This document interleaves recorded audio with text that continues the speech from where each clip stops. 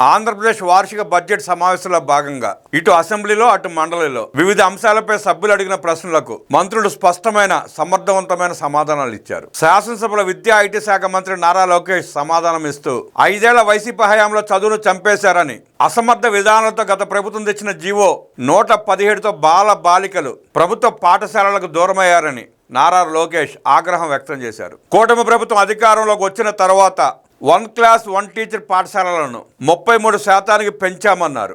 1000 కోట్ల రూపాయల మౌలిక సదుపాయాల కల్పనకు కృషి చేస్తున్నట్లు మంత్రి ప్రకటించారు. కల్తీ మద్యం వ్యవహారంపై మంత్రి కొల్లు రవీంద్ర, విద్యుత్ ప్రమాదాల నివారణపై మంత్రి గొట్టిపాటి రవికుమార్, ధవళేశ్వరం గేట్ల మార్పిడికి 150 కోట్ల రూపాయలు వెచ్చిస్తున్నట్టు మంత్రి నిమ్మల రామానాయుడు, 194 కోట్ల రూపాయలతో 100 ప్రాథమిక ఆరోగ్య కేంద్రాలు పునరుద్ధరిస్తున్నట్లు మంత్రి సత్యకుమార్ యాదవ్, త్వరలో బీసీ హాస్టళ్లలో 1433 ఉద్యోగాలు నియామకం చేపడుతున్నట్లు మంత్రి సవిత, మైనార్టీలకు జగన్మోహన్ రెడ్డి చేసిన అన్యాయాలపై మంత్రి ఫరూక్, కల్తీ నెయ్యిపై ప్రజల దృష్టి మరల్చడానికి హెరిటేజ్ పై తప్పుడు ఆరోపణలు చేస్తున్నారంటూ మంత్రి అచ్చెన్నాయుడు సమాధానాలు ఇచ్చారు. చేయాల్సిన పాపాలని చేసి, దుర్మార్గాలు చేసి, రాష్ట్రాన్ని దోచుకుని లూటీ చేసి రూటింగ్ చేసిన వైఎస్ఆర్ దండుపాలెం బ్యాచ్, వైఎస్ఆర్ కాంగ్రెస్ పార్టీ ఎమ్మెల్యేలు ఎమ్మెల్సీలు అడ్డగోలు విధానాలతో ప్రజలకు మొహం చూపించుకోలేక తప్పుడు ప్రశ్నలు లేవనెత్తి సమాధానాలు వినకుండా సభల నుండి పారిపోయిన పరిస్థితి మనం చూస్తున్నాం. మండలికి బొత్స సత్యనారాయణ ఆధ్వర్యంలో ఆ ఎమ్మెల్సీలు వచ్చి